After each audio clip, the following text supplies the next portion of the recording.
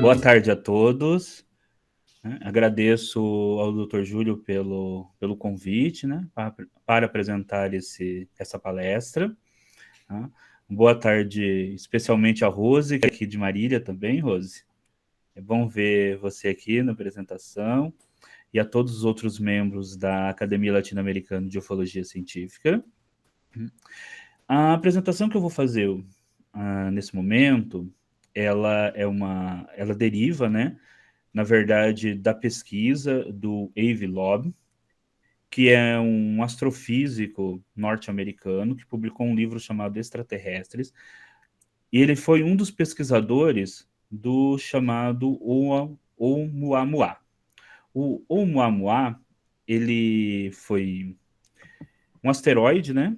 Vamos colocar aí por enquanto um asteroide, que esteve presente aqui no nosso sistema solar e que na época gerou bastante polêmica e inclusive gerou a questão da hipótese de que o Oumuamua fosse uma nave extraterrestre, né? Que na verdade ele não fosse um objeto natural, mas fosse um objeto construído por outra civilização.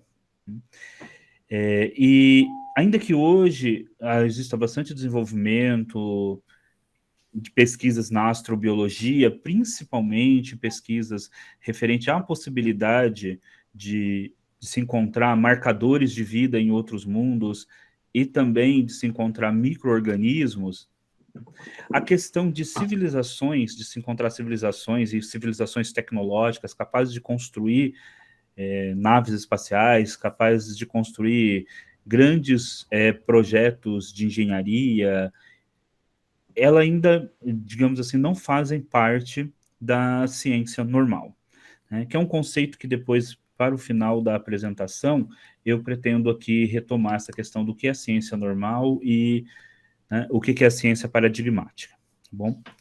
Então, só para iniciar a nossa conversa, eu vou falar um pouquinho da onde que eu estou falando, né? Porque eu não sou ufólogo como o colega que acabou de apresentar.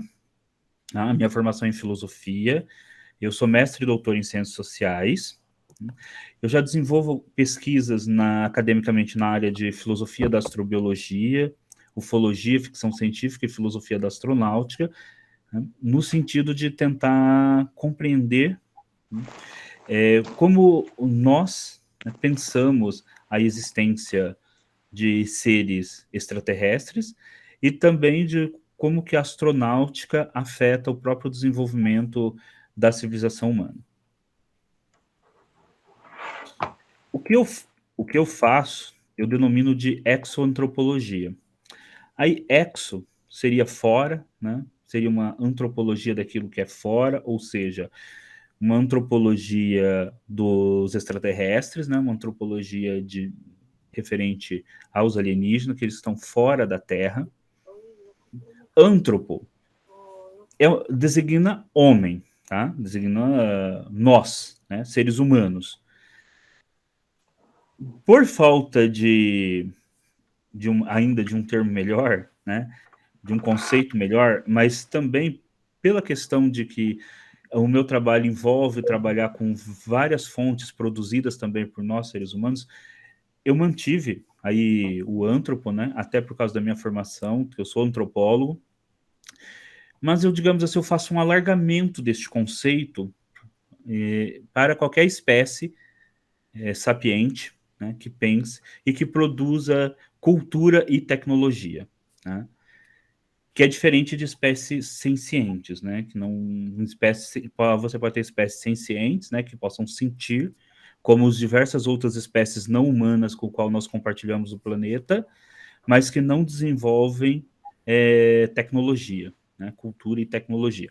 Inclusive, eu separo aí os termos cultura e tecnologia, porque você poderia ter espécies que não desenvolvessem tecnologia, mas tivesse uma autocultura. Por exemplo, uma espécie que se desenvolvesse no mar e que por falta e que não tivesse membros capazes de desenvolver tecnologia, mas que pudesse desenvolver cultura, filosofia, música e etc. Nós podemos pensar muita pesquisa sobre isso e há muitas hipóteses que, por exemplo, baleias e golfinhos aqui no nosso próprio planeta podem ser espécies que têm um nível de sapiência muito grande, podem ter até desenvolvimento de cultura, mas não de tecnologia. O que torna, inclusive, a pesquisa nessa área bastante complicada, porque nós tendemos a identificar inteligência com o desenvolvimento de ferramentas. Isso acontece, inclusive, na paleoantropologia, né? Quando a gente... as espécies, por exemplo, de outros primatas que chamam mais a atenção dos paleoantropólogos são aqueles que, com o tempo, desenvolvem algum tipo de ferramenta, né? Porque nós tendemos a identificar, né, ferramentas, o mesmo uso de pedras lascadas, etc., com o desenvolvimento da inteligência. É muito difícil para nós ainda pensarmos em seres que podem ser tão inteligentes como nós, mas que não tenham desenvolvido tecnologia. E aí estou falando tecnologia mesmo da tecnologia mais primitiva mesmo, como pedra lascada. E logia, que é o estudo, né? E o que seria, então, essa exoantropologia? Qual que seria a minha fonte de trabalho? Ficção científica, textos de filosofia da pluralidade dos mundos habitados, que vem lá da Grécia Antiga, passando por toda a Idade Média, a própria ufologia, textos de astrobiologia, a questão do SET e tecnoassinaturas. A questão da tecnoassinaturas, ao longo da nossa conversa aqui, eu vou desenvolver melhor. Então, o que eu vou apresentar para vocês, então, hoje, é a questão do Oumuamua. Bom, o Oumuamua, ele foi descoberto, né, em 19 de outubro de 2017. Foi quando os cientistas notaram a passagem dele, ou a nossa passagem por ele, e depois ao longo da palestra eu vou explicar também por que tem essa hipótese, né, que nós é que passamos por ele e não ele que passou por nós. Ele foi descoberto por esse telescópio que está aí na imagem, o Pan-STARRS, que é um telescópio de pesquisa panorâmica do sistema rápido de resposta. Esses telescópios, a NASA tem construído esse telescópio para localizar possíveis asteroides, né, que poderiam estar em rota de colisão com a Terra. Então, cada vez mais existe essa preocupação de defender o planeta contra possíveis asteroides, né, com a Terra. E é lógico, eles também poderiam localizar por exemplo, como foi o Oumuamua, uma nave que passasse aqui por nós, né? Ele foi descoberto, então, pelo astrônomo Robert Hurd, né, do observatório, né, do telescópio Pan-STARRS, e ele descobre esse objeto já quando ele já está se afastando da Terra, né, entre a órbita da Terra e Marte. E eles vão nomeá-lo de Oumuamua, que significa sentinela avançada, em havaiano, né? Quer dizer, e aí por que eles dão esse nome de sentinela avançada? Porque a primeira questão é que eles não sabiam de início o que ele era. Então, se a gente pegar aqui eles não sabiam se era um cometa ou um asteroide. Foram as primeiras hipóteses. Aqui do lado a gente pode ver uma imagem mostrando ele, tá? Como ele foi captado. Porque aquelas imagens que eu vou mostrar para vocês durante todos os slides vão aparecer imagens deles. Estas imagens são todas reconstruções artísticas. Tá? O que nós vimos dele é o que está aí agora sendo mostrado para vocês. É isso que nós vimos. Vocês estão vendo um círculo azul, e dentro desse círculo azul tem uma luzinha. Isso é o que o telescópio viu. Todas aquelas outras imagens que passam que foram publicadas em jornais, revistas, né, são todas interpretações artísticas dessa luz, de acordo com aquilo que foi descoberto, com aquilo que os artistas têm como sendo um asteroide. Então, isso é muito importante, porque principalmente entre o público leigo, às vezes vê as imagens na capas de revistas, eu vou mostrar várias aqui, pensa que foi uma foto que foi tirada, que está mostrando aquilo. Porque se você pensar que aquilo é uma foto mesmo, que nós vimos aquilo, toda a questão de ser ou não uma nave extraterrestre, já colocaria, já não teríamos essa dúvida. Não teríamos nem essa hipótese. Ele estava, primeiro, a uma velocidade de 94.970 km por segundo.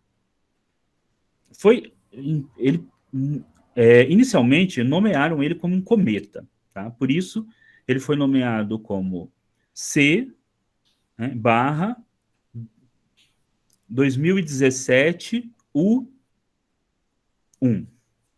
Foi nomeado como um cometa. Depois, os cientistas, através da observação, né, das fotografias que o telescópio estava fazendo, viram que ele não apresentava propriedades cometárias. Entre algumas das propriedades cometárias, tem a cauda, né, que ele não apresentava a cauda, por exemplo, e outras propriedades cometárias. Então, se especulou que fosse um asteroide. E aí ele recebeu uma outra nomeação científica, que é A/2017, né, U1. Então, foi nomeado um asteroide. Por fim, através de pesquisas e vendo a trajetória de entrada dele no sistema solar, nomearam ele como o primeiro objeto interestelar, o primeiro objeto localizado que veio de fora do sistema solar. Tá. E aqui também eu vi vários documentários e algumas reportagens em canais do YouTube, onde eles falam que seria um objeto interestelar porque viria de outra galáxia. Não é isso. Ele veio de outro sistema solar ou do vazio do cosmos, mas não de outra galáxia. Interestelar por quê? Todos os cometas e os asteroides existentes no sistema solar, eles ou vieram, né, da nuvem de Oort, né, ou vieram do cinturão de asteroides que tem entre Marte e Júpiter, ou de outra região do sistema solar. Esse teria sido o primeiro asteroide que teria vindo, então, de fora do nosso próprio sistema solar. Então, ele foi nomeado como 1I, né, primeiro, né, objeto interestelar 2017 U1. Então, ele receberia então, essa designação. É o primeiro, depois no final, mais no final da palestra eu vou apresentar o segundo. E agora, pensando por que então se levanta a questão, né? O Wave Lob levanta essa questão de que ele pode ser uma nave extraterrestre, né? Então, por que poderia ser a primeira nave extraterrestre, né, o primeiro objeto feito por uma civilização que não é humana, que foi localizado por nós, então, navegando pelo sistema solar? A primeira coisa é a questão da forma. Aí vocês estão vendo a forma artística que ficou mais famosa, que é essa forma de charuto. Inclusive, é uma das formas que mais aparecem, que é uma das formas dos OVNIs, né? Quando a gente pesquisa, né, a história da ufologia, uma das formas que mais aparece, além do disco, né, é a forma de charuto. A forma de charuto aparece muito, inclusive, quando se fala da questão de naves-mães, sempre aparece ela em forma de charuto, né? Até porque é algo que segue, apesar de no espaço tanto faz a forma, né? Uma nave espacial pode ser em forma de cubo, como não tem resistência nenhuma, ela iria navegar tão bem como a forma de charuto. A gente pensa na forma de charuto como a gente pensa em aviões, né? Seria, digamos assim, mais aerodinâmica. Mas no espaço isso não há nenhum problema, porque você não precisa de aerodinâmica como em aviões, né, para navegar no espaço. Poderia ser um cubo que estaria tudo bem, né, para navegação no espaço. Bom, então a razão de comprimento e largura dele é extrema, é de 10 para 1. Né? Isso quase não acontece e isso não acontece, na verdade. Não existe nenhum outro objeto, asteroides ou cometa, com essa razão. A razão, geralmente, né, é no máximo de 3 para 1, entre comprimento e largura. Não existe, né, essa razão de comprimento de 10 para 1. Né? Agora, lembrando, e isso é muito importante, que isso não é uma foto, é uma representação artística. Esse 10 para 1 necessariamente significa este formato que está aí. Então, poderia ser algo entre 100 metros de comprimento por 10 metros de largura. Então, não existe nenhum objeto registrado no sistema solar, nenhum cometa, nenhum asteroide que tenha tido esse formato. E a possibilidade matemática desse formato, por tudo que nós conhecemos, é muito pequena. Não significa que não poderia existir, tá? Mas é muito pequena. Agora, ele pode ter tanto esse formato de charuto, né, e para manter, mas ele também poderia ser achatado como uma panqueca, tá? Porque, como eu lembrei lá, quando nós vimos a foto realmente, né, do observatório, tá? Nós não fotografamos ele da forma que está aí, né? Nós vimos a luz, né, lá, aquela foto. Então, o que se sabe é que ele tem essa razão, comprimento e largura desproporcional. Mas isso não significa que necessariamente possa ser um charuto, pode ser uma forma de uma panqueca. Tá? Ele pode ser muito mais parecido com uma panqueca do que com um charuto. A luminosidade dele. A questão da luminosidade, né? Aí a gente tem que ir somando todos esses eventos, porque é a somatória de todas essas questões que vai nos dar, então, a resposta se é um objeto natural ou uma nave extraterrestre. A luminosidade dele. Né? Aqui tem uma representação artística como se fosse uma panqueca. Tá? E poderia ser essa também a representação artística dele, como se fosse uma panqueca. Ele refletiu a luz do Sol, se mostrando muito brilhante. Tá?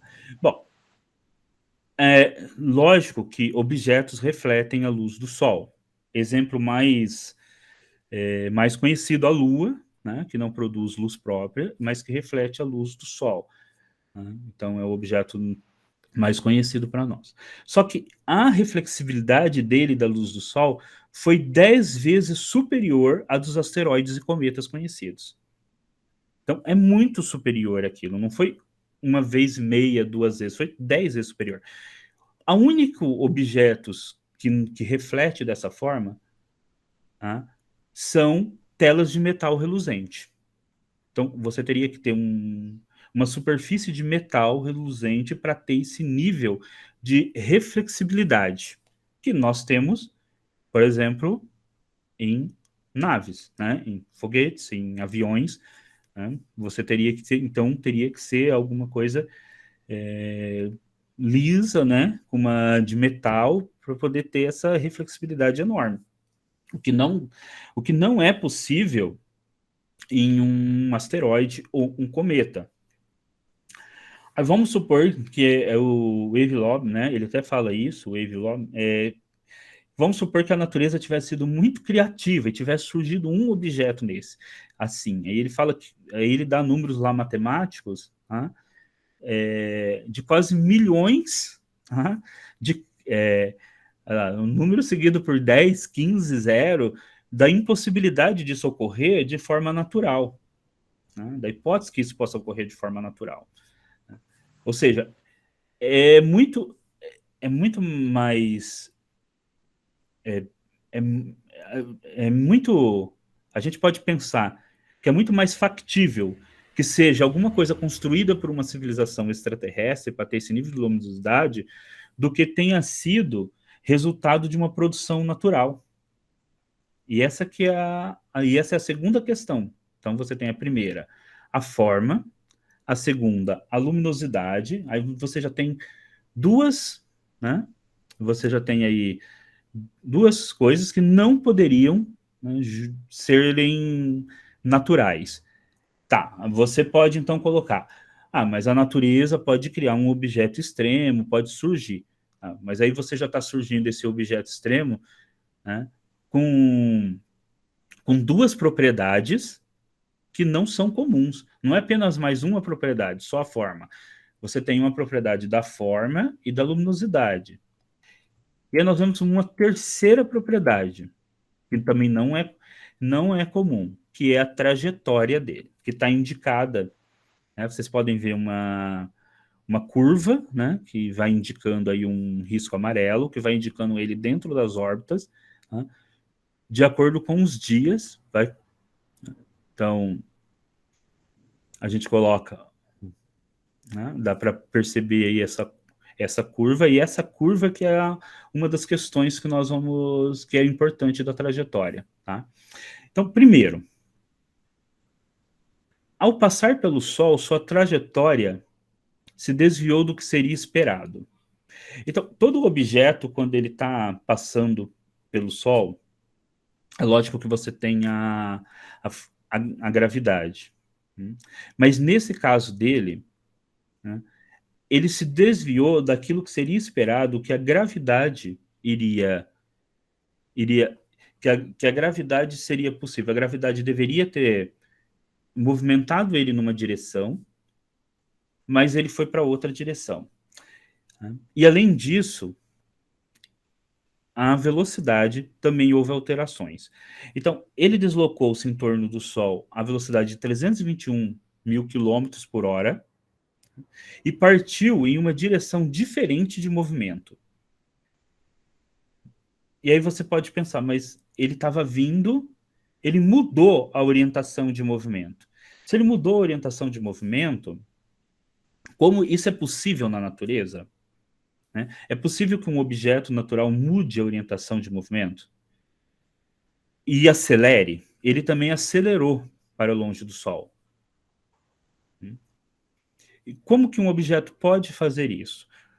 Bom, quando um objeto, se ele for constituído mais de gelo, por exemplo, e ele passa pelo Sol, o Sol pode gerar uma perda de matéria, né, um rabo cometário nele, e aí sim pode haver uma mudança de orientação. Então, um objeto natural poderia sim mudar de orientação, desde que ele liberasse, né, gases, desde que ele liberasse qualquer forma de. Mas isso não aconteceu. Ele não liberou nenhum gás. Então, ele passou pelo Sol, houve uma aceleração suave, constante. Depois, ele desviou ele mudou de orientação, tá? Acelerou e não houve perda de gás. Ele deveria ter perdido, pelo menos em média, 10% da massa em forma de gás. Mas ele não perdeu esses 10% da massa em forma de gás. Ele deveria ter perdido pelo menos 10% dessa massa e ela seria registrada, né, porque geraria então o rabo cometário, né, como a gente está acostumado a ver em reproduções aí de cometa. Também não houve essa perda. Então, nós temos já três questões. Primeiro, né, o seu tamanho, né, que é desproporcional, 10:1. Tá? Depois, né, nós temos a questão dele ser 10 vezes mais luminoso do que qualquer objeto natural. Terceiro, nós temos a questão dele ter tanto mudado de rota, né, tanto como mudado de orientação, quanto, né, de ter acelerado ao passar pelo Sol, sem que você tenha tido perda de material em forma de um rabo cometário, né, que pudesse ser identificado. Né? Você não ter, essa perda deveria ter sido no mínimo de 10%. Então, essas três coisas não ocorreram. Ele não teve essa perda, né? Ele não teve. E como essa perda não ocorreu, nós não podemos, então, dizer que era um objeto natural. Ele deveria ter ocorrido essa perda. Bom, aí depois tem um quarto problema, que aqui eu volto naquela questão que eu coloquei inicialmente, quando eu falei que ele, nós pensamos nele entrando no sistema solar, tá? Mas existe uma outra hipótese que, na verdade, ele não entrou no sistema solar. É nós que passamos por ele. A gente tem que lembrar que o sistema solar, ele também está em movimento. Assim como a nossa própria galáxia está em movimento, o nosso sistema solar está em movimento. O universo todo está em movimento. E que o sistema solar ele está se deslocando, né, pela galáxia. Ele está se deslocando. Nós não estamos parados. Nós temos a ilusão, né, quando a gente reproduz o sistema solar, né, dele parado, pela mesma ilusão que nós temos da Terra, né, que parece que nós estamos parados e é o Sol que está se movimentando. O nosso sistema solar também está se movimentando. Existe aí um conceito científico que é o sistema local de repouso. Então, de acordo com Avi Loeb, o Oumuamua estava justamente parado, ele sim estava praticamente em repouso, parado, tá, no sistema local de repouso. A trajetória dele, quando você tem a trajetória dele que para nós parece que é ele que está se movimentando, na verdade nós é que estaríamos nos movimentando, tá? E nós passamos por ele. E aí, na medida que nós passamos por ele, ele estava em repouso, tá? Em determinado momento, então, quando ele já tinha passado pela Terra, isso é importante nas considerações que eu vou fazer ao final, que aí não tem nada a ver com as referências que eu usei para fazer essa palestra até agora. Ele foi que ele ganhou aceleração, tá? E se desviou e mudou a orientação de movimento. Tá? Então ele muda a trajetória. Então é só a gente imaginar que até então ele estava, digamos assim, parado. Então o que poderia explicar esse comportamento? Tendo esses 4 comportamentos, nós não poderíamos explicá-lo como um objeto natural. Tentar explicar como um objeto natural, tendo todos esses comportamentos, é praticamente impossível você tentar explicar. Você teria que ter você teria que ter tantas, né? Mas você teria que assim ter, ter tantas hipóteses para um objeto natural que é muito mais fácil se você seguir até a questão da navalha de Ockham, né? A resposta mais fácil é que ele seja um produto de uma outra civilização e não que é um objeto natural, né? Porque você tem que forçar tanto para poder tentar explicá-lo ele como objeto natural, que nesse caso, tentar explicar como um objeto natural, né, que seria você está assim, você tá praticamente dizendo que a natureza, né, constitui um objeto que não segue em nada os padrões da natureza, só para não dizer que ele é um objeto construído por uma civilização extraterrestre. Então, para você explicar a forma suave com que ele se desloca, sem perda de massa, aceleração constante, que ele reflete luz 10 vezes mais do que o normal, o tipo de forma que ele tem. Qual objeto nós conhecemos que tem tudo isso? Uma vela solar, que é igual essa da imagem que vocês estão aí, que é uma vela construída pela Sociedade Planetária. Tá? Esse tipo de vela solar. Então, se você vê bem, ela tem esse tipo de composição de forma, né? Então, de 10 para 1. Ela tem uma superfície reflexiva metálica.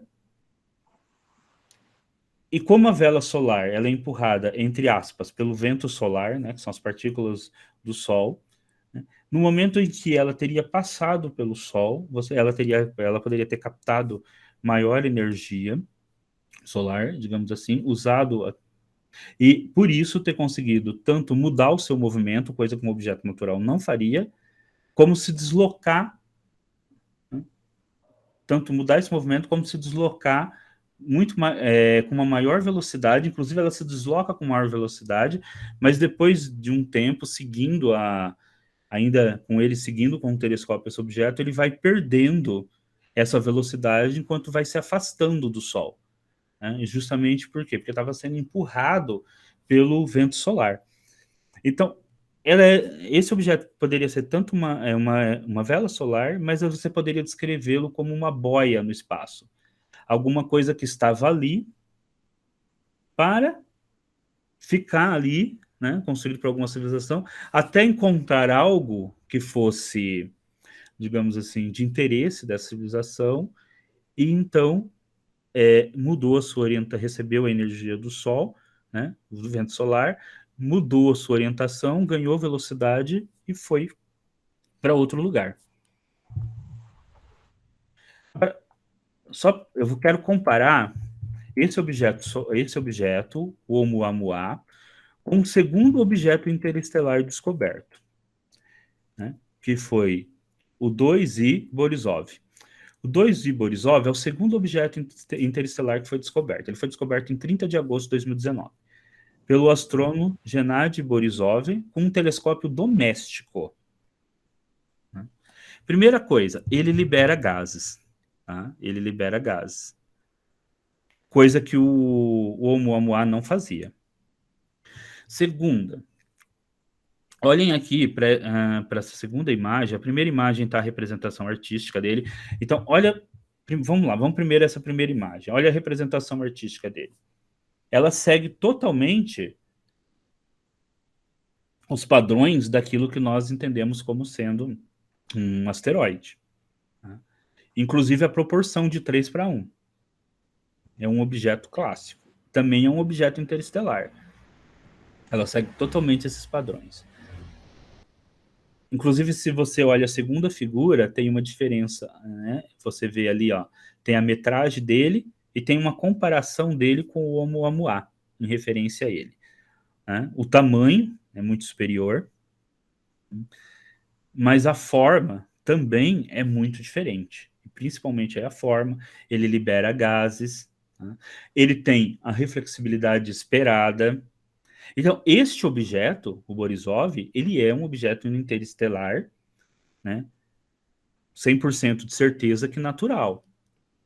Se você compara esse objeto com o Oumuamua, assim, as diferenças são tão, mas são tão exorbitantes que é impossível você dizer, né, que o Oumuamua perto desse outro objeto, né, é um objeto natural, porque eles são totalmente diferentes, são objetos que tem tamanhos diferentes, reflexibilidade de luz diferente, proporção diferente, liberação de gás que um tem e o outro não tem.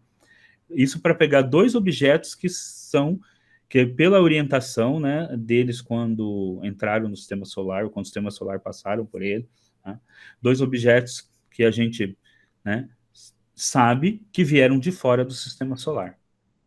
Aqui a gente tem as representações artísticas deles. Então a gente pode ver aqui, ó, 3 representações artísticas. Opa. Você tem duas, a do centro e a da esquerda, que é do Oumuamua, tá? Tanto em forma de charuto, a primeira, a segunda, né, do centro em forma de panqueca, e a terceira, a do Borisov, né, com um formato mais tradicional. Se você for pensar mesmo que fosse um objeto natural, porque todas as figuras aí mostram como objeto natural, né, a gente pode ver que existe uma diferença, né, enorme na forma com que eles são representados. Né.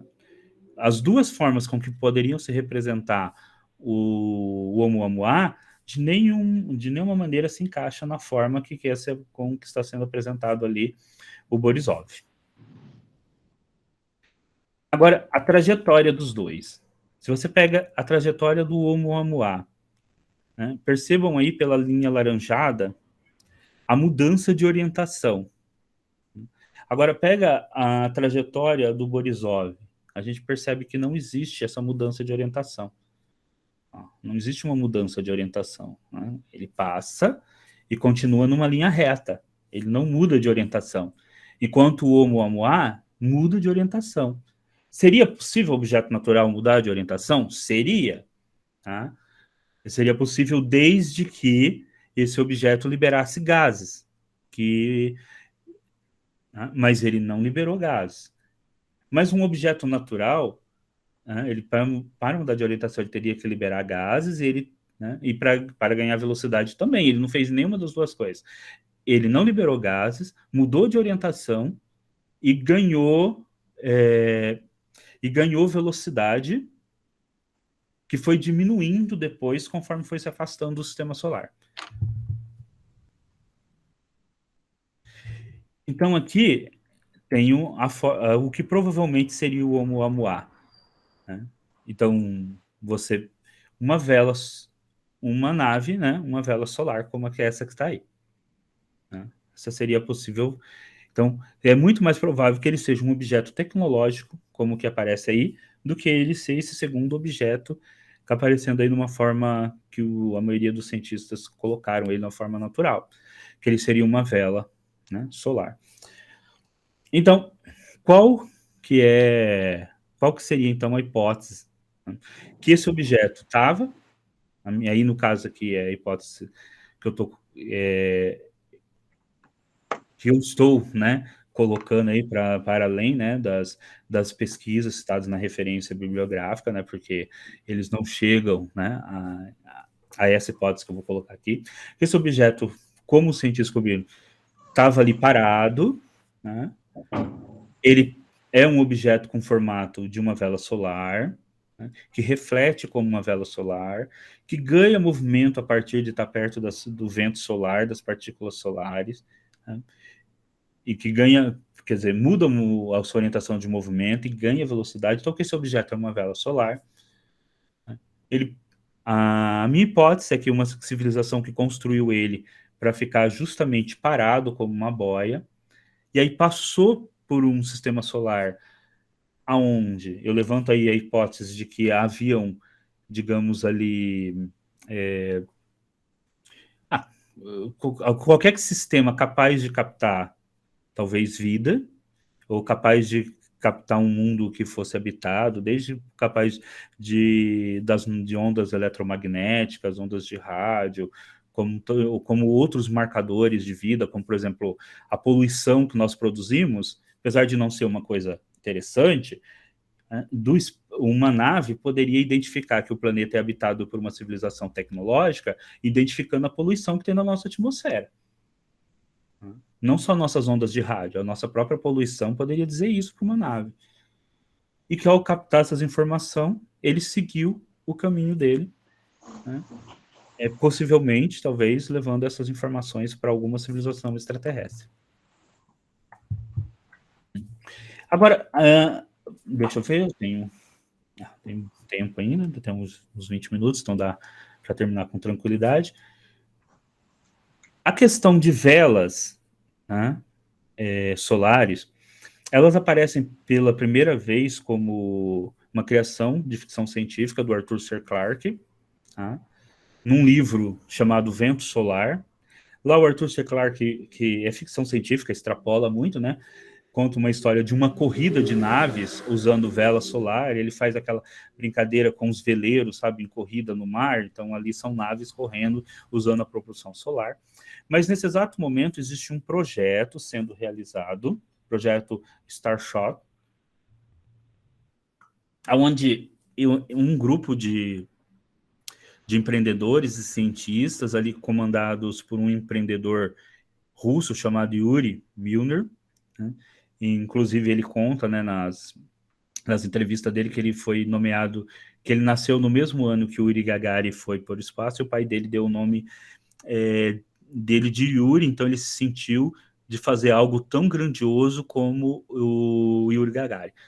Ele é formado em física, tudo, mas ele desistiu da ciência, ele falou que ele não era tão bom como cientista, então ele desistiu e resolveu ir para o mundo das finanças, onde ele amealhou uma fortuna que, segundo algumas reportagens, chega em algo equivalente a uns 3 bilhões, né, de dólares, então né, ele foi muito bem sucedido, né, nas finanças, e ele está financiando esse projeto. Lógico que, por aquilo que alguns cientistas falam nas reportagens, esse projeto vai custar muito mais do que esses 100 milhões de dólares iniciais.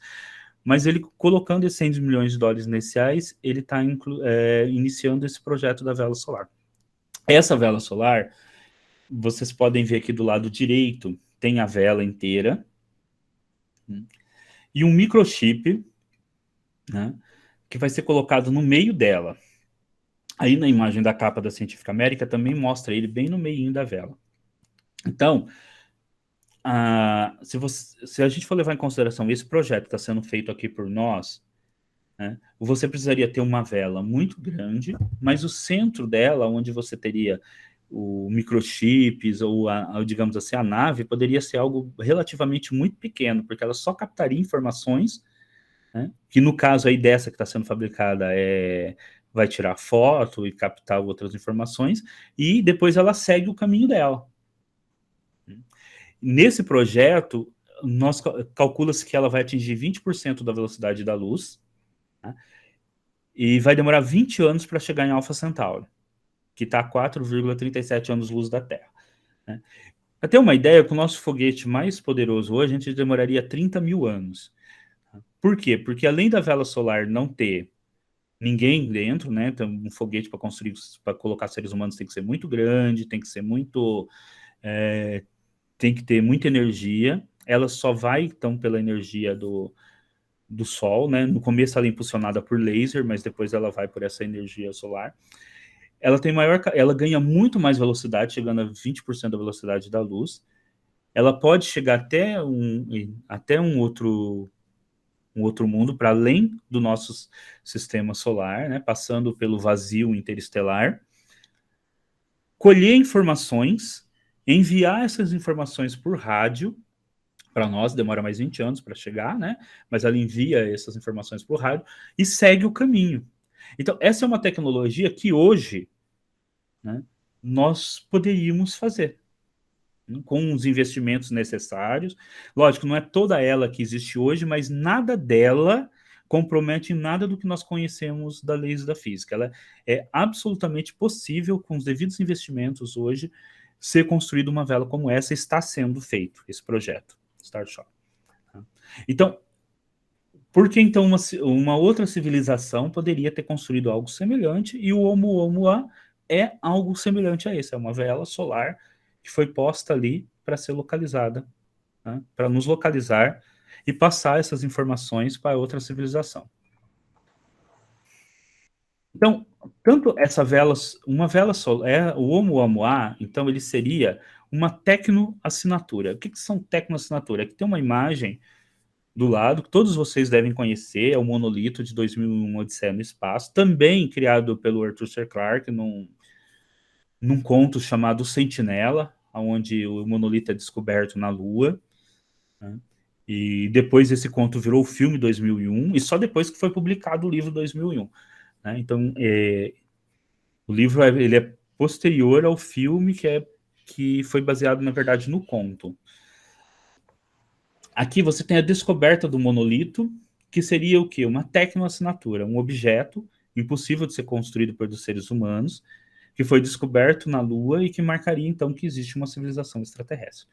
Então, eu considero que o Oumuamua é uma tecnoassinatura, é a descoberta de um objeto tecnológico construído por outra civilização. Quais outros objetos a gente poderia pesquisar para descobrir outras tecnoassinaturas?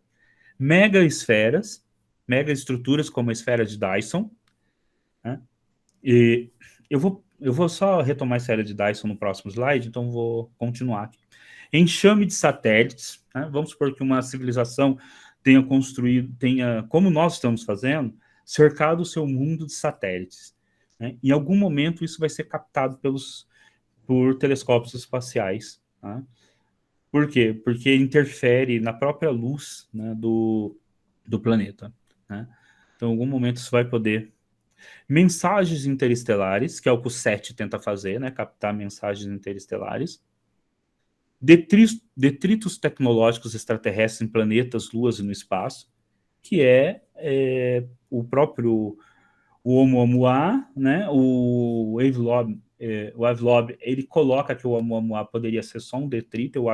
Eu penso pelo comportamento que ele teve que não é um detrito, que ele estava funcionando. Tá?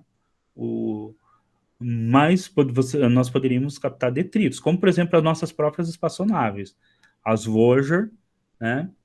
Que já saíram do sistema solar, as Pioneer também, né? Que saíram do sistema solar, estão para sair do sistema solar e que poderão, talvez daqui a milhares de anos, até sendo milhões de anos depois que a nossa civilização talvez tenha até desaparecido, serem, é, serem descobertas por outra civilização. Inclusive, se eles dominarem a matemática como nós dominamos, e provavelmente se eles tiverem uma civilização tecnológica vão dominar a matemática, eles poderiam refazer o caminho que ela fez, né? E chegar até nós. Isso é como nós fizemos com o Oumuamua. Poluição atmosférica gerada pelo processo de industrialização. Então, toda a poluição que a gente gera, nós poderíamos captá-la também em outros planetas. Os nossos atuais telescópios, né, que estão descobrindo exoplanetas, muitos conseguem identificar alguns gases na composição atmosférica. Se você tiver um planeta que que os alienígenas tiverem poluído tanto eles quanto nós estamos poluindo o nosso, a gente vai saber, porque vai identificar gases que não são produzidos naturalmente, tá? Ou em excesso, que é um marcador de vida extraterrestre. Outro marcador de vida extraterrestre é a esfera de Dyson. Foi descoberto também, há alguns anos, a estrela KI, né? KIC 8462 dos 2852, ou estrela Boyadian. Essa estrela, ela tem o brilho dessa estrela diminui cerca de 20%. Né? E pelos registros, ele diminuiu um total de até 15% no último século. Então, como se explicar que você observa uma estrela, ela tem um tanto de luz, você observa ela de novo, essa luz diminui 20%. Né? A explicação possível, né, não é uma explicação natural também. É que essa estrela seja cercada por uma esfera de Dyson. O que é uma esfera de Dyson? É uma tecnoestrutura que você constrói em volta de uma estrela.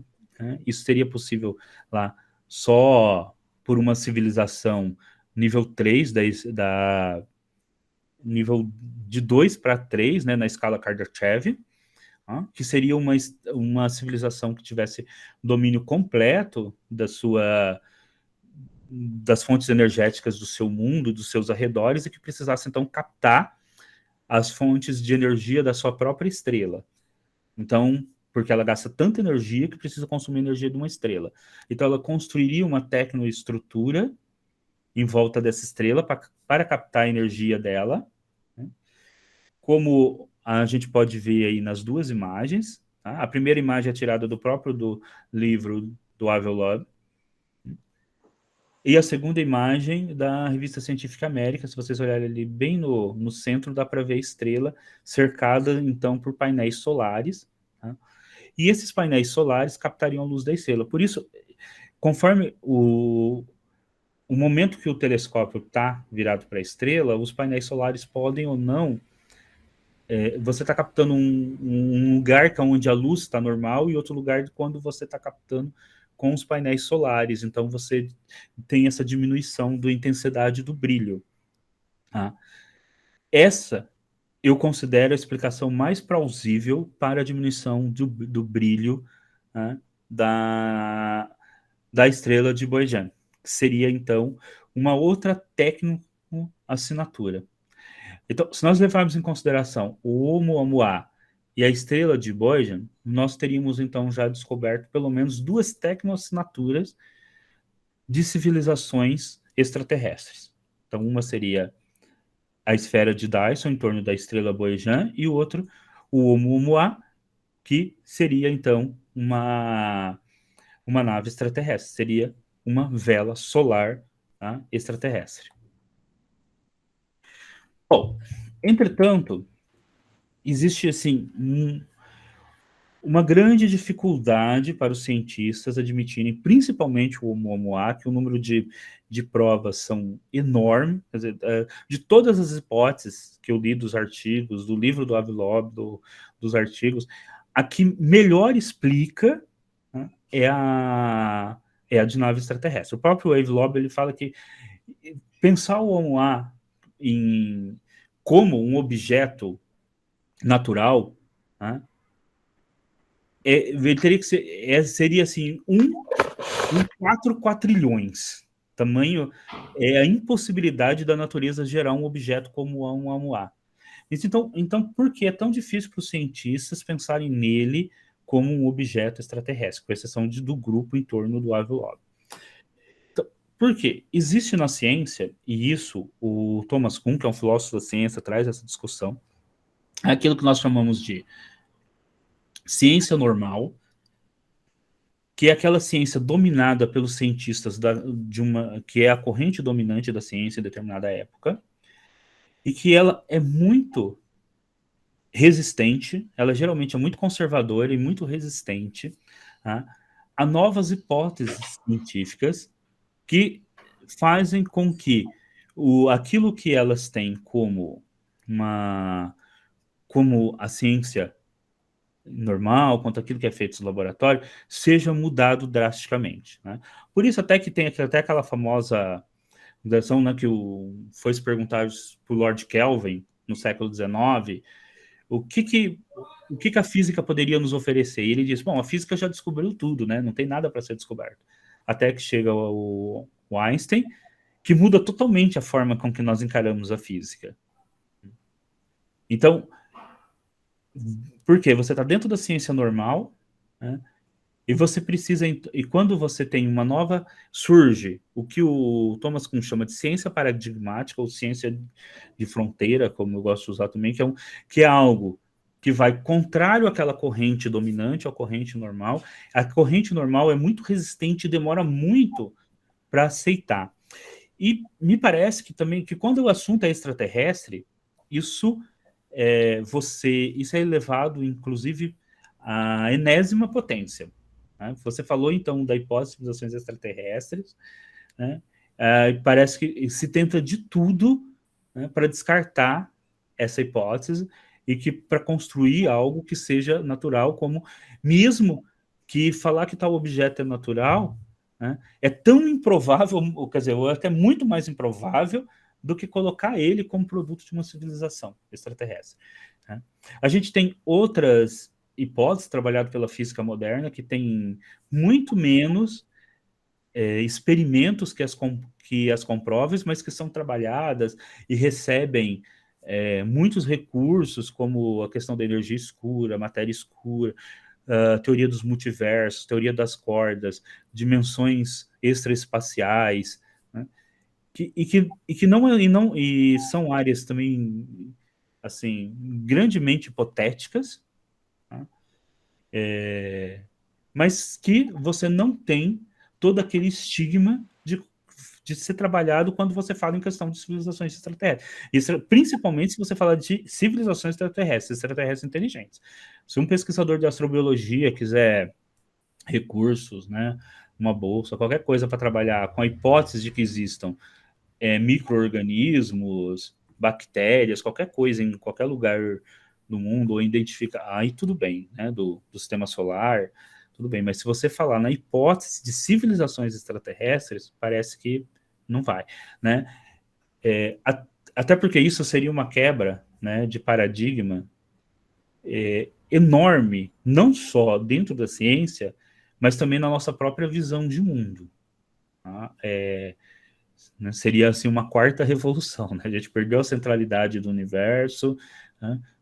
perdeu com o Darwin a nossa questão de ter sido, de ter uma origem divina, né? E aí você, de repente, nós nem seríamos, então, mas ainda nós, ainda nos consideramos, a grande maioria das pessoas, lógico, não estou falando todo mundo, né, mas a grande maioria das pessoas nos consideram, pelo menos, né, os únicos seres capazes de ter inteligência e de gerar e de construir coisas, de gerar cultura, tecnologia. Isso ainda nos dá uma certa centralidade no universo. Aí parece que a gente tem uma forte resistência a perder, né, esse último cantinho que nos sobrou, né? Esse último cantinho que nos dá uma importância cósmica, né? Imagina, se você pensa, né, como eu já vi assim, em vários documentários ou vídeos no YouTube tratando sobre a questão do Oumuamua, a pessoa fala assim, não é porque a civilização, nós provavelmente somos a única espécie, nós somos o único planeta onde tem vida e vida inteligente só aqui na Terra. A gente vai até descobrir bactérias em outros lugares, mas vida inteligente com certeza é só aqui na Terra. Quer dizer, você mantém aquele cantinho, né? Nós temos uma centralidade, nós teríamos uma singularidade cósmica, algo único no universo. E é muito difícil abandonar isso, tanto no domínio da ciência, quanto no domínio do senso comum. Então, eu penso que, né, essa forma de pensar sobre a questão extraterrestre faz, inclusive, com que, mesmo quando você tem um objeto como o Oumuamua, que tudo aponta que é um objeto extraterrestre, a comunidade científica, na grande maioria, não o aceita, né? Mesmo que todos os elementos nos digam que é, sim, alguma coisa vindo de outro mundo. As considerações finais, então, seria que o Oumuamua é um objeto interestelar artificial, assim como a melhor explicação para a estrela de Boyden é que ela é uma esfera de Dyson, e principalmente que é necessário suplantar o paradigma dominante de que somos a única civilização tecnológica, pois ele interfere na pesquisa e avaliação das provas de vida extraterrestre inteligente. Então, que é muito difícil você fazer pesquisas para identificar outras espécies, né, de vida extraterrestre inteligente, até porque você tem um paradigma dominante na ciência de que isso é algo praticamente impossível, né? Que a Terra seria, eles falam, né, terra rara, né? E mesmo que existisse qualquer vida, seriam micro-organismos, e que muitas vezes o domínio de uma ideologia, né, o domínio de uma perspectiva, nos dificulta, né, enxergar aquilo que a natureza, né, a natureza no sentido, tanto a natureza como algo construído, né, por outra civilização, nos mostram. Tá? Então, eu termino aqui dizendo que considero, né, e chego à conclusão, né, baseado nas diversas leituras que eu fiz e também na questão aí também da epistemologia e na filosofia da ciência, que o Oumuamua é sim uma nave extraterrestre. Aí do lado está citado a bibliografia. Né? Eu recomendo principalmente que quem tiver interesse leia o livro do Wave Log, que é o último aí na bibliografia, né? Segue os critérios de ordem, né?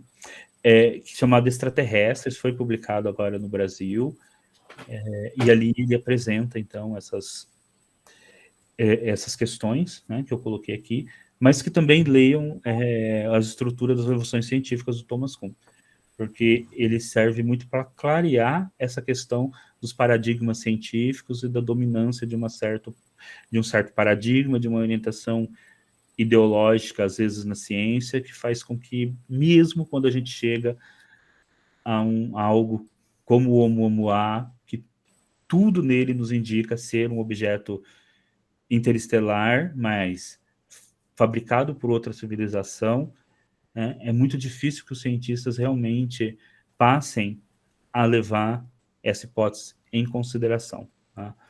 Porque hoje, com tudo que nós sabemos do Oumuamua, nós poderíamos dizer com certeza que temos elementos para dizer que existe, por critérios científicos, civilizações extraterrestres inteligentes, porque nós já vimos passar por nós um objeto construído por eles.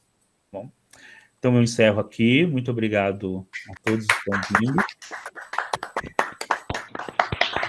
Edgar, eu fiquei muito surpreso, Edgar. ¿Ah? Rossi, você trouxe aqui um cérebro aqui para Laço. Parabéns, Edgar. Gostei de tua apresentação, muito acá, e principalmente com muita sustentação. Tá? Já até já está querendo perguntar. Eu tenho algumas coisas até por uma questão meia. Anteontem consegui esse livro no Shopping Ibirapuera, que foi editada recentemente. Na verdade, eu perguntei na livraria, tem um livro de extraterrestre? Me mandou uno de canalização de Miller, que é um suposto contatado que a gente investigou que era baixa probabilidade, e esse livro.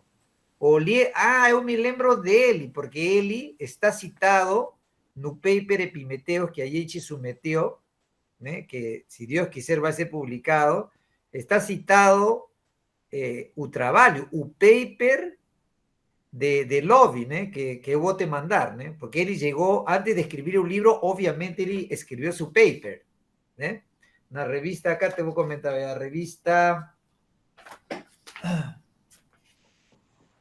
Lobby y Viali, dos cientistas, né, ¿Podría a presión de radiación solar explicar a aceleración popular de Oumuamua na revista Astrophysical Journal Letter de 2018? Então, ele primeiro, né, faz uma observação com seu colega, né, propõe essa teoria e manda esse paper. Entendeu? Depois escreve o livro, né? Então, pelo que ele fala no livro, ele e a equipe dele de alunos de pós-graduação e pós-doutorado escreveram, aí pelo que também eu li um material dele, escreveram diversos artigos, né, diversos papers sobre esses elementos. Aí no livro ele junta tudo. Certo, né? Com uma linguagem, lógico, não acadêmica, né? Ele junta tudo. E quando você junta todos esses elementos descobertos por ele e por outros cientistas, é que você vê que a hipótese de uma nave extraterrestre, né? Ele fala assim que para ser um objeto natural a natureza teria que produzir um objeto em 1 quatrilhão. Né? Ele, na verdade, ele aplica, né? Ele aplica o abordagem científica, né? Ele coloca hipóteses. Esse objeto, né? Poderia ser um objeto, um aparato extraterrestre. Ele coloca sua hipótese 0 e sua hipótese 1. A hipótese 0, que ele tem que desarmar para ficar a hipótese 1, né? É que esse objeto é natural, né? É um cometa, é um meteorito, né? É qualquer coisa natural. E ele, na verdade, e você, quando você sustenta, você descreve, né, a opinião dele, justamente explica e descarta, não absolutamente, mas probabilisticamente, que a hipótese 0, né, não pode ser. Portanto, se levanta a hipótese 1, né, que justamente é isso, que não sendo explicado naturalmente, então isso não é humano, é produto de uma inteligência extraterrestre. Mas como você enfeita, né? Como você enfeita tudo isso, né? Aproveitando a sua especialidade, que é filósofo, né? É uma coisa, né, que dá um aspecto a todo o conteúdo de originalidade, né? Tá? E até vou te dar uma proposta aí, mas antes disso, tem duas pessoas que já pediram tomar a palavra. Um é Beraldo. E tenho uma pergunta que você até respondeu, meio que respondeu aí na sua apresentação. Maria Rodrigues, né, perguntou qual seria o impacto antropológico, né, se os astrônomos tornassem público que essa nave espacial, né, extraterrestre, né, passou por el sistema solar, né? E também sobre a opinião de correntes científicas que você comentou, mas assim, essa parte eu acho que não comentou, a primeira parte da Maria Rodrigues, né? Qual seria o impacto antropológico, né? Se fosse aceito pelos cientistas? Eu presumo que seria um impacto enorme, porque justamente nos tiraria essa última, digamos assim, nos tiraria do último berço ali, né? Nos colocaria nós não seríamos então, porque a maioria de nós nos consideramos os cientistas, né? Assim como os religiosos nos consideram uma criação especial, muitas vezes de Deus, é o único lugar onde Deus criou a vida e tudo mais. Para os cientistas, é o único planeta onde surgiu a vida. Então, nós somos uma singularidade. O que é uma singularidade? Seria uma coisa que acontece que seria muito difícil se reproduzir na natureza. Então, você é singular, você é único. Então, nós seríamos únicos. Quando a gente descobre uma outra espécie, uma outra nave, né, nós não seríamos mais esse único. E essa não singularidade aumenta muito mais ainda. E eu acho que essa é a grande questão também, porque não é nós que estamos descobrindo eles, era eles que estão nos descobrindo, na verdade. Porque se a gente pegar a nossa ficção científica, em geral, somos nós que somos tecnologicamente superiores aos outros, né? E se eles chegam aqui e nós não podemos chegar até eles, além de não sermos uma singularidade, nós também não estamos no ponto máximo de desenvolvimento. Então, isso nos coloca numa situação assim, que muda completamente a nossa perspectiva antropológica. Mudaria, inclusive, a nossa perspectiva, talvez, eu acredito, com como nós lidamos com os outros animais não humanos com os quais partilhamos o planeta. Né? Por exemplo, há fortes indícios de que alguns desses animais não humanos que compartilhamos o planeta, como os polvos, as baleias, os golfinhos, têm uma grande inteligência, né? E é difícil para a gente pensar nisso, porque nós, quando pensamos em inteligência, pensamos no quê? Nos primatas. A gente vê inteligência no chimpanzé, mas é difícil a gente ver inteligência no povo por causa da forma, né? Eles não têm a mesma forma que nós, não vivem no mesmo ambiente.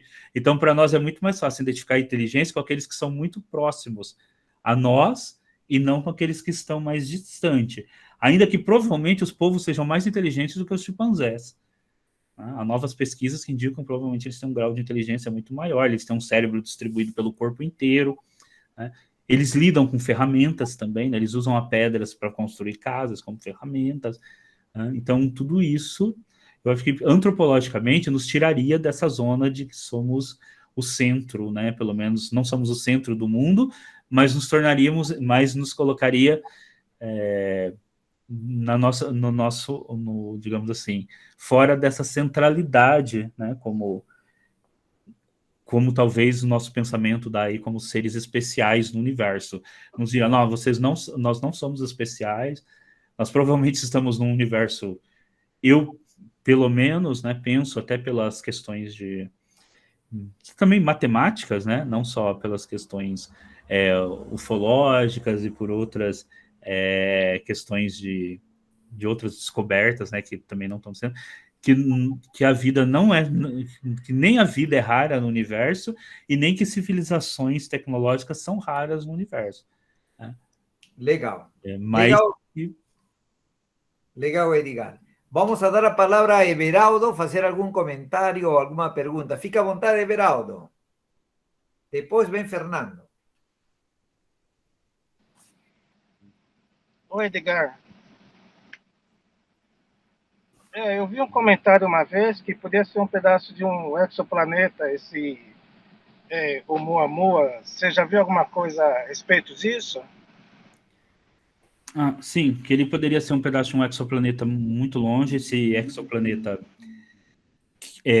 teria, de alguma forma, soltado um pedaço dele, né? E que esse pedaço teria chegado até aqui, né? Eu já li, sim, artigo falando sobre isso. Eu não coloquei essa hipótese porque eu penso que ela também é muito improvável, né? Porque eu não vejo ela como explicando todas as questões que o Wave Lab ela poderia explicar o formato irregular, né? Então, mas o formato, como eu falei assim, não é uma coisa, é a soma da trajetória, do formato, da reflexibilidade, da mudança de orientação, tá? E depois da tomada de velocidade. São 5. É quando você soma 5 é que você tem um conjunto ali para pensar que é um objeto visual. Sim. Se fosse só o formato, eu acho que provavelmente nem o próprio Wavelob colocaria isso em questão se fosse só o formato. Porque pode sim surgir um formato totalmente diferente na natureza, né? De repente, sorte, ou talvez tanto a questão do exoplaneta, quanto a questão, talvez, uma outra. A gente pode imaginar outras coisas também, talvez 2 asteroides que tivessem colidido, ainda que fosse também matematicamente uma improbabilidade gigantesca, né? Mas você poderia pensar, eu vejo assim, a somatória dos 5. Quando você soma todas essas questões, eu não vejo uma explicação natural que consegue colocar o que consegue adaptar a 5. Então eu vejo que a melhor explicação é a questão extraterrestre. Agora, só para deixar claro, a ideia de que esse objeto, que pensa que esse objeto ainda estaria em funcionamento e ele teria se deslocado ali porque ele ainda estava em funcionamento, é minha. Tá? O David Loeb acha que ele é só uma relíquia arqueológica espacial, que era uma nave sim, tudo, mas ele não chega a aventar a possibilidade de que aquilo ainda estivesse funcionando. Então, isso eu ia perguntar uma outra coisa. Quando você fala em nave espacial, você fala com seres operando, ou se tiver só o resto de uma nave que se destruiu, ou talvez não estivesse mais operando? Não, eu falo em uma vela e onde ali tudo era mecânico, tudo artificial. Como Sem aquela que nós seres estamos dentro, né? construindo. Não, sem nada dentro, até pelo tamanho dela, porque qualquer objeto que fosse de um sistema solar para outro, aquilo só levando em consideração o domínio da nossa ciência hoje, teria que ser algo gigantesco, tá? Eu penso que ali, assim, algo como as nossas naves, como a Pioneer, como a Voyager, só que com uma vela solar. Porque quando a Pioneer e a Voyager foram para o espaço intergaláctico, né? Na verdade, não era nem para elas durarem tanto, elas estão mandando informação até hoje, algumas delas, já no espaço interestelar, e a gente não. Mas para os cientistas, até o tanto que elas duraram é algo que eles mesmos não acham que durariam tanto. Mas seria algo muito parecido com aquele projeto Starshot que eu comentei, né? Talvez um microchip, alguma coisa ali, uma pequena nave, algo que não precisa ser algo gigantesco, uma inteligência artificial com os painéis. O que seria grande ali seriam os painéis solares. Tá? Pelo tamanho dela, seria... Então. Legal, legal, Edgar, legal. Vou passar a palavra para Fernando Maciel. Fica à vontade, Fernando. O microfone está desligado. Assim, muito obrigado. Primeiramente, Edgar, parabéns, viu, pela palestra. Ideias realmente bem revolucionárias e que leva, de fato, a gente a refletir muito, né, a respeito dessa questão do universo, até que ponto que realmente somos tão especiais como nós pensamos que somos. Uma questão que eu fiquei imaginando, até para a gente pensar em futuras pesquisas, existe alguma possibilidade de cálculo matemático para saber se a gente não levar em conta a hipótese que o objeto estava parado, como o Amoar, e sim que ele veio de algum lugar? Existe como a gente ter um cálculo matemático para saber de onde que possivelmente ele veio? Que poderia ser uma forma da gente estar tentando buscar também, né, a partir do James Webb, de tecnologias mais modernas, buscar a partir da origem dele para ver se a gente conseguia também detectar alguma coisa. É possível esse cálculo? Você tem algum conhecimento sobre isso? É possível você realmente ver, então, pela trajetória, né, do objeto, você saber da onde, de um espaço, mais ou menos da onde o espaço que ele veio. Foi justamente vendo essa trajetória que eles chegaram na ideia de que, na verdade, ele estava ali, né, neste lugar onde está em situação estacionária, né, que ele foi, digamos assim, colocado justamente naquele lugar de estação de parado, né? Agora, o grande problema é que ele foi descoberto já quando ele, inclusive, já tinha passado por nós. Ele já tinha passado pela Terra quando ele foi descoberto. Então, não foi tempo suficiente para você captar o tanto de imagens, de coisas que seria necessário. Inclusive, né, o Wave Lobby, ele fala, né, que bom mesmo é se a gente tivesse tecnologia para ter ido atrás, né, para ter mandado uma nave nossa atrás dele, né? Isso teria, aí sim teria sido porque você realmente acompanharia. A gente não tem essa tecnologia, né? Mas assim, você vendo a trajetória de um objeto por um tanto, você descobre de onde ele veio, né? E ele veio justamente desse espaço ali, né, que eu comentei durante a palestra. Ele veio e é o que a gente tem agora de informação, é que ele veio, né,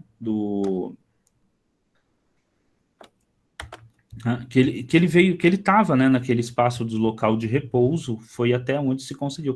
Porque como ele estava ali naquele espaço de repouso, dali não se consegue, né, ver a trajetória, né? Só que ele estava ali nesse espaço Edgar, de repouso.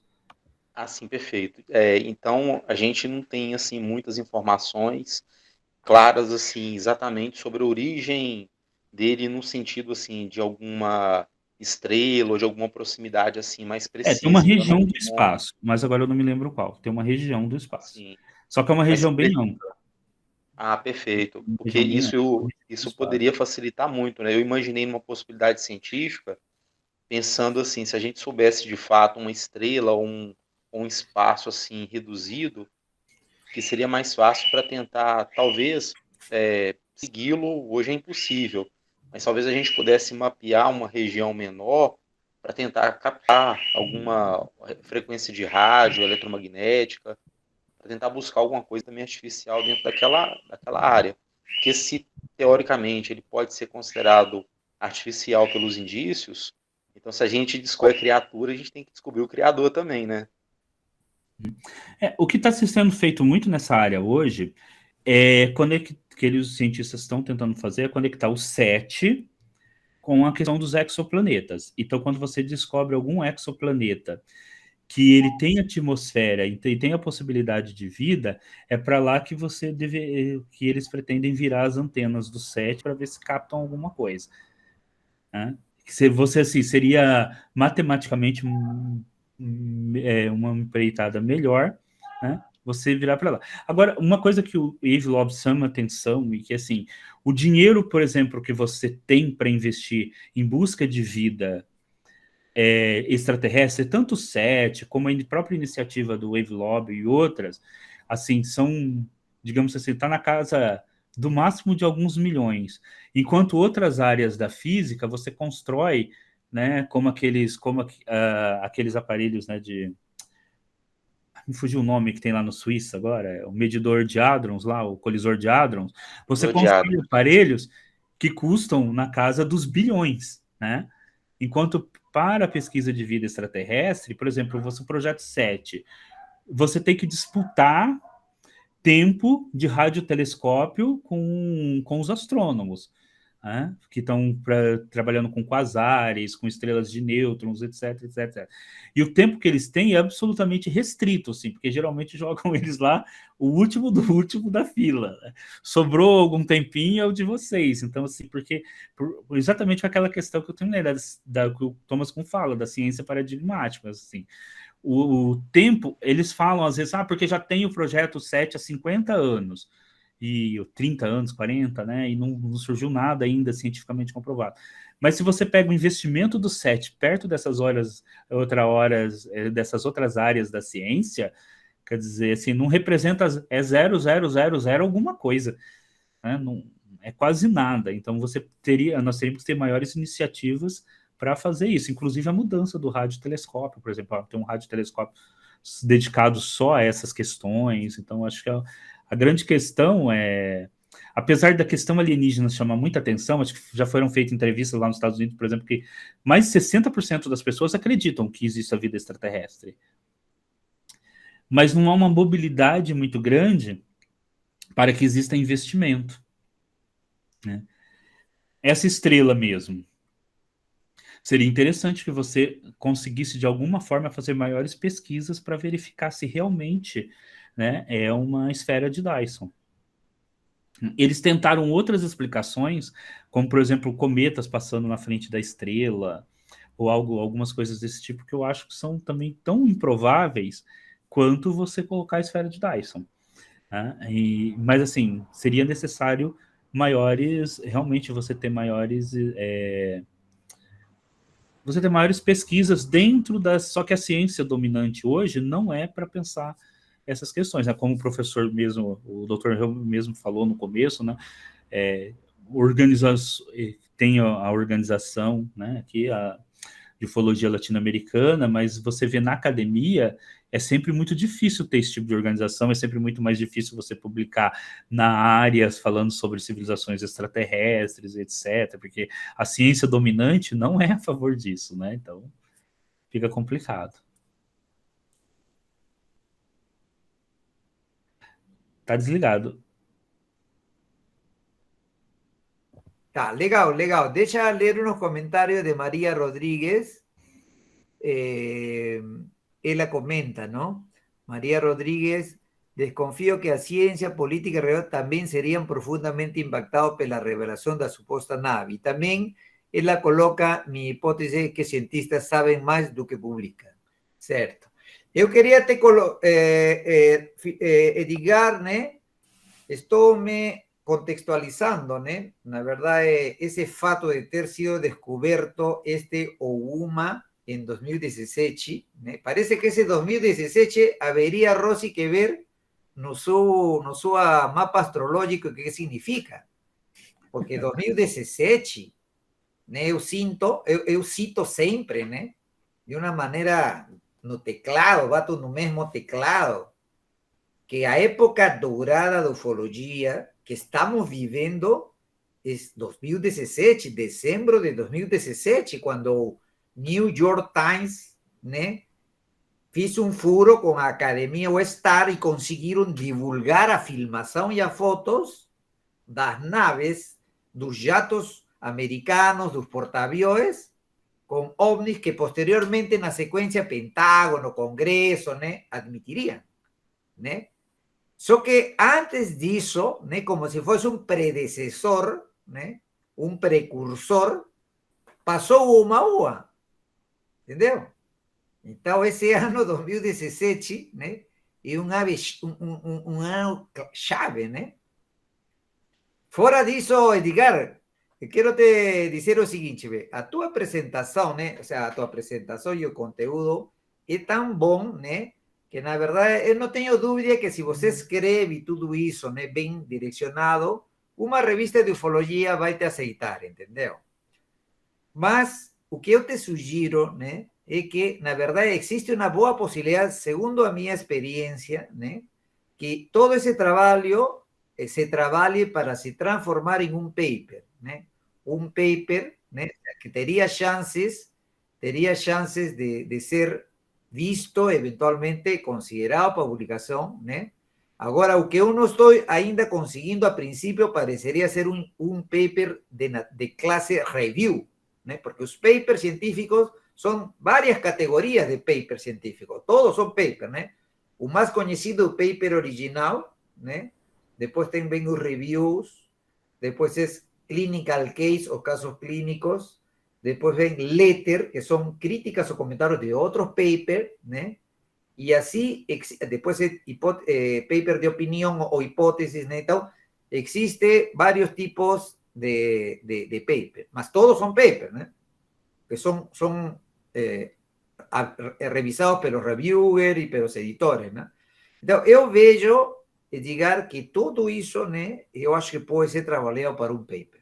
Eu não sei se será de natureza review ou, dependendo da quantidade de ideias colocadas, pode se transformar em eventual paper original de assunto teórico, entendeu? Então, isso... Para isso, né, claro, uma pesquisa para trabalhar é processo, como você bem sabe, né, em ciências sociais, né, é parecido, né, em ciências biológicas, né, processo, né, você vê que tem publicado na literatura, que você já sabe, né, eu mais ou menos tenho uma ideia, então, por esse motivo, eu sei que existe uma lacuna, né, em publicações que justamente o elemento que vai te dar a chance de ele poder chegar a sucesso, entendeu? Então, te deixo para você pensar isso, Edgar, tá? Se quiser, né, trabalhar, né, todo esse conteúdo, né, para, né, ver si quiser trabalhar em forma de paper para ser submetido a uma revista científica. Está bem, Edgar? Ok, tudo bem. Porque na verdade, assim, o que eu apresentei, mais uma vez, com exceção da parte final, onde foi aí as minhas hipóteses, né, as minhas considerações sobre o conteúdo, né, essa pesquisa é do Avi Loeb, né, na verdade o que eu apresentei foi as considerações que a equipe dele, né, apresentou, e o que eu fiz foi baseado no livro dele, né, aquelas informações sobre o Oumuamua ser reflexivo, a mudança de trajetória e tudo mais, foi pesquisa dele. Tá? Agora, assim, o que eu tenho preparado é que eu escrevi uma série de artigos publicados em várias revistas sobre esse tema exoantropologia, e eu estou preparando. Eu gostaria que tivesse sido terminado essa semana, mas acho que vai mais uns 15 dias, um mês, e aí vai ter um texto onde eu comento onde, digamos assim, tem a síntese, né, dessa palestra. Estou preparando para terminar um livro chamado Exoantropologia, né, como a antropologia né, pode ser utilizada para pesquisa de civilizações extraterrestres. E aí vão ser um livro com 10 capítulos, né, todos eles já estão prontos. Eu só estou terminando as partes finais, considerações finais, etc., que é justamente onde eu começo, inclusive, falando sobre a Voyager, a Pioneer, sobre a questão das equações das possibilidades que medem a quantidade de civilizações extraterrestres, que inclusive a gente usa muito, né? Essas equações agora ela tem variações, né, porque agora você tem a equação de Sager que coloca a questão dos exoplanetas dentro da equação, então aumenta exponencialmente o número de possibilidades de vida em outros mundos, onde eu faço uma análise dessas questões. Legal. Legal, Edgar, parabéns pelos teus projetos, tá? Espero que tenha sucesso, tá? Só que só para te dizer, o livro é um projeto, né, intelectual também, né, que tem um perfil, um objetivo, etc., e um paper, né, é outro tipo de produção intelectual científica, né, que tem outros, o sea, nenhum dos dois se contrapõe, ao contrário, se complementam, tá bem? Deixa ler aqui um comentário que foi feito, a ver, por Rossi.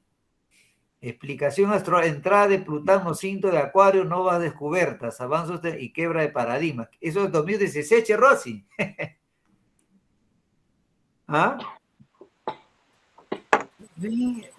Na astrologia, a gente conta pela aproximação em graus, mas que entra definitivo, entra agora, nesse mês de fevereiro, março.